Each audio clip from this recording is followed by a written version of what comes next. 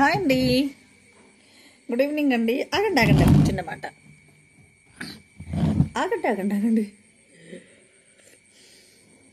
ఏంటంటే ప్రాబ్లమ్స్ ఎక్కడ వస్తాయంటే గోరింటాకు పెట్టిందండి సోను. నిన్న సగం పెట్టింది చేతికి, ఇవాళ సగం పెట్టింది. బాగుందా? బాగుందా అంటే కామెంట్ సెక్షన్లో కామెంట్ చేయండి. అందరూ నా ఫ్రెండ్స్, నన్ను అభిమానించే వాళ్ళకు శతకోటి కృతజ్ఞతలు. సో 1000 మంది సబ్స్క్రైబ్స్ అయినందుకు నమస్తే.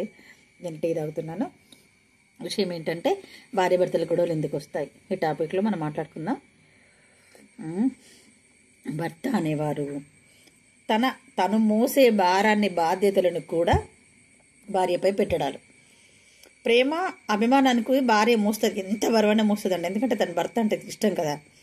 ఆ భార్య బాధ్యతలు మోస్తే తిరిగి తనను కొట్టడాలు, తిట్టడాలు, టైం టు టైం ఇంటికి రాకపోవడాలు, ఏమైంది అంటే ఏదో ఒక సాకు చెప్పుకోవడాలు, అవన్నీ టైం కొద్ది ఇంటికి వస్తలేరు అంటే పక్కదారి పట్టింది బండి అని అనుకోవచ్చు. ఇంకా అలా కాకుండా వాళ్ళ బాధ్యతలు తన మీద పెట్టేసి ఇంకా రాంగ్ స్టెప్స్, తిట్టడాలు, కొట్టడాలు, వేధించడాలు, మానసిక స్థితి ఈమెను బాగా ఉంచులేదు, తనకు సరిగా ఫుడ్ ఉండేది, తన ఒంట్లో ఓపిక ఉండేది లేదు, అయిందా, అటు పిల్లలకి ఏముండేది లేదు. ఇలా చేయడం వల్ల భార్య భరించలేక ఇదేంటంటే నిలదీస్తుంది. అప్పుడు నిలదీస్తే ఏమైంది, ఇంట్లో వాళ్ళ కుటుంబ సభ్యులు ఉంటారు కదా, భర్త తరపిన వాళ్ళందరికీ చెడ్డదైద్ది. అప్పుడు నా కొడుకుని ఇలా అంటావా, నువ్వెంత భార్యమైనా మోయాలి, ఓర్చుకోవాలి. ఇది ఓర్చుకోవడం అనేది ఒకటి ఇంట్లో వస్తుంది బాగా. నువ్వు ఇల్లాలు కదా, భార్య ఒకటి ఓర్చుకోవాలి. అత్తకు వచ్చే డబ్బులు అత్త ఏటో చిన్న కొడుకో పెద్ద కొడుకో వాడికి పెట్టుకుంటుంది, వీడికి వచ్చి మొగుడు సంపాదించే డబ్బులు వాడే వీడికి పెట్టుకుంటే వాళ్ళకి నచ్చినోడికి ఇంట్లో బాగాలేదు కదా, సమస్యలు ఉన్నాయి కదా, తినదని నెట్టేసి ఆడు ఎవరితోనో లీగల్ కాంటాక్ట్ పెట్టుకొని వాడు సుఖానికి వాడు చూసుకోవడం. అందుకు వాడితో బతకడం కంటే ఒంటరిగా బతికి పేరు తెచ్చుకున్నా మంచిదని వదిలేసుకుంటారు. ఇదండి నిజం. అట్లాంటప్పుడు భర్త ఏం చేయాలి, లేకపోయినా సరే ఉన్న దాంట్లో మనం అందరం కలిసికట్టుగా ఉందాం, ఏదో ఒక పని చేసుకుందాం అని బాధ్యత వహించాలి. ఈ వహించని బాబులకి ఆడవాళ్ళకు ఉంటుందండి గండం. అది అందుకోసమే దూరం కాకట వదిలేసుకోవడం. ఏం చేస్తే ఒంటరిగానే బాధపడతారా, లేదంటే అన్ని బాధ్యతలు మూసి రిజల్ట్ ఉండదు ఇంకా. ఎందుకంటే ఆడపిల్లకు రిజల్ట్ వద్దు, అది కాళ్ళ కింద దాన్ని అనగదొక్కడమే, దానికి ఎన్నో తెలివితేటలు ఉండని. వచ్చిన చుట్టాలందరూ మెచ్చుకుంటారు, వచ్చిన చుట్టాలందరూ ఆమెను మెచ్చుకుంటారు. ఎందుకంటే ఆమె ప్రతిభను చూసి, ఆమె టాలెంట్ని చూసి, ఆమె ఓపికను చూసి, తండ్రి పేరు నిలబెట్టారని కాన్సెప్ట్ని చూసి. ఒక్క రాముడు అయోధ్యకి వెళ్ళిండు, కానీ ప్రతి ఆడపిల్ల తెలివని కుటుంబంలో పోయి ఉండుడేనండి. ఏ ఆడపిల్ల తల్లిదండ్రులు చూసుకున్నట్టు అలా చూసుకోరు. ఎవరో కొంతమంది పడుతుంది కావచ్చు, 25%. ఆ కాలం పోయింది, ఇప్పుడు కోడళ్ళ కాలమే వచ్చింది.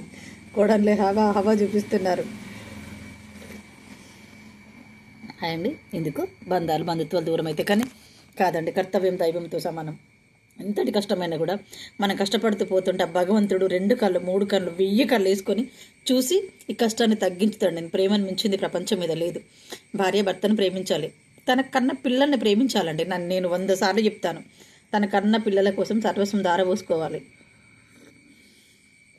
మగపుట్టుకు పుట్టినప్పుడు ఆడమల్ల మీద దొబ్బి ఇల్లీగల్ కాంటాక్ట్లు పెట్టుకొని నా పిల్లం డబ్బులు ఖర్చు పెడుతుంది. ఎందుకు ఖర్చు పెడితే ఏ ఆడపిల్ల ఖర్చులు పెట్టదు.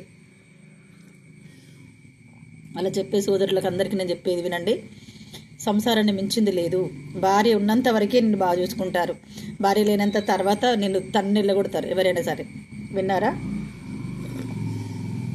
ప్రేమించండి భార్యను, నమ్మండి, గౌరవించండి. నిన్ను తల్లి కంటే ఎక్కువ చూసుకుంటుంది, అది నిజమండి. స్త్రీలో ఉన్న పవర్. కానీ ఆమె మనసుకు నచ్చినట్టుగా ఉండండి.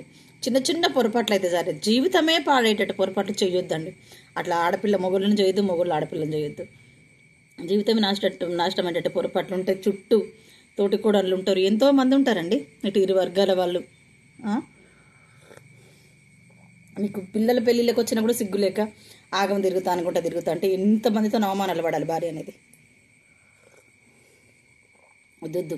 తల్లిదండ్రి పిల్లల్ని కన్నప్పుడు పిల్లలకు సంస్కారాన్ని ఇవ్వాలి, కొంచెం కష్టపడాలి, ఓపికని ఇవ్వాలి. ఆ భగవంతుడి కరిగి వస్తాడండి తప్పకుండా. ఇది నిజం బ్రదర్, వినండి.